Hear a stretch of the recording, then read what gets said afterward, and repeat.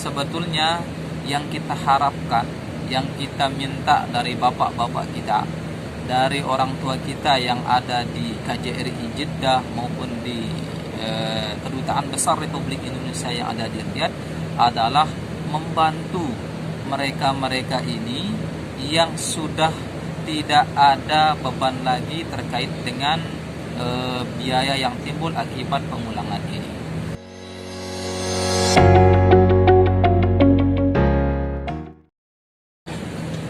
Assalamualaikum warahmatullahi wabarakatuh. Alhamdulillah wassalatu wassalamu ala rasulillah wa ala alihi wa ashabihi wa mawala wa la hawla wa la quwwata illa billah, amma ba'd. Rekan-rekan sekalian yang saya banggakan, pada video kali ini saya ingin mengupdate kembali informasi kepada kita semua terkait dengan ketenaga kerjaan Indonesia, khususnya di wilayah Kerajaan Saudi Arabia.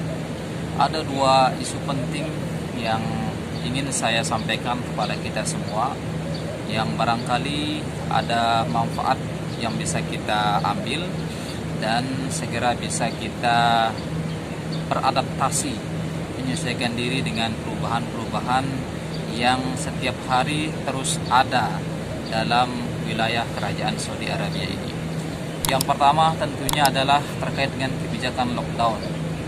Sejak tanggal 3 Ramadan kemarin, pemerintah Kerajaan Saudi Arabia sudah mulai memberikan kelonggaran kepada seluruh penduduk yang ada di wilayah Kerajaan Saudi Arabia, baik mereka adalah penduduk asli maupun para mukimin, para ekspatriat, para penduduk asing yang tinggal di wilayah Kerajaan Saudi Arabia untuk keluar ke rumahnya masing-masing, bahkan untuk keluar ke distriknya masing-masing.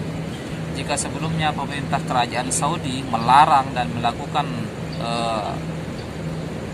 kebijakan lockdown 24 jam, melarang seluruh warga melintas ke distrik satu ke distrik yang lain, maka pada saat ini mulai tanggal 3 Ramadan kemarin, pemerintah Kerajaan Saudi Arabia sudah memperbolehkan para mukimin, para muwatinin, penduduk asli maupun pendatang untuk melintas ke distriknya, kemudian menuju ke distrik yang lainnya. Dengan catatan kebijakan ini berlaku mulai pukul 9 pagi hingga jam 5 sore. Jadi teman-teman yang ada kebutuhan, misalnya ingin berkunjung ke rumah teman untuk keperluan yang sangat mendesak, maka saat ini pemerintah Kerajaan Saudi Arabia sudah memberikan izin, memberikan keringanan. Relawan di Jeddah sudah membuktikan kebijakan ini, jadi mereka sudah lebih leluasa untuk berinteraksi, mereka juga leluasa untuk menyalurkan bantuan yang akan diberikan kepada rekan-rekan yang membutuhkan di lapangan. Tentunya dengan tetap memperhatikan keselamatan, yaitu dengan menjaga jarak atau social distancing, kemudian mengenakan masker, mengenakan masker dan segala bentuk usaha-usaha yang dapat menghindarkan kita dari infeksi virus corona COVID-19 ini. Kemudian yang kedua terkait dengan isu pemulangan. Isu pemulangan ini telah disampaikan oleh Bapak Konjen Republik Indonesia di Jeddah. Seperti ini kira-kira yang beliau sampaikan. Ibu dan Bapak sekalian yang saya hormati, dalam situasi seperti ini kami juga paham sekiranya ada di antara Anda yang ingin kembali ke tanah air. Kami telah memperoleh data tentang sebagian warga kita yang ingin kembali, baik itu dari kalangan mahasiswa maupun WNI yang lain.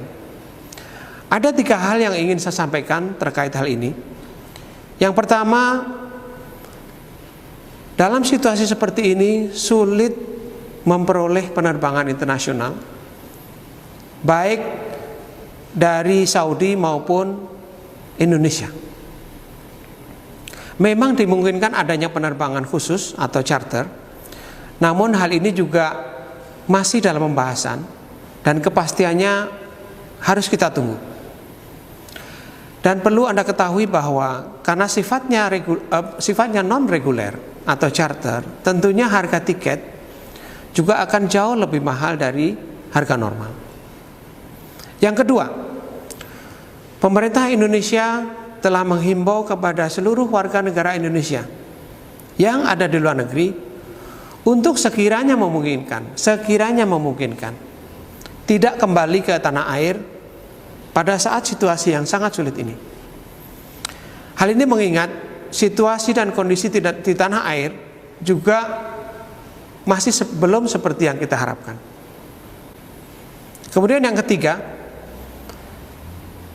pemerintah Indonesia pada tanggal 24 April 2020 telah mengeluarkan kebijakan melarang mudik dan membatasi pergerakan manusia melalui berbagai moda, baik itu udara, laut, dan darat.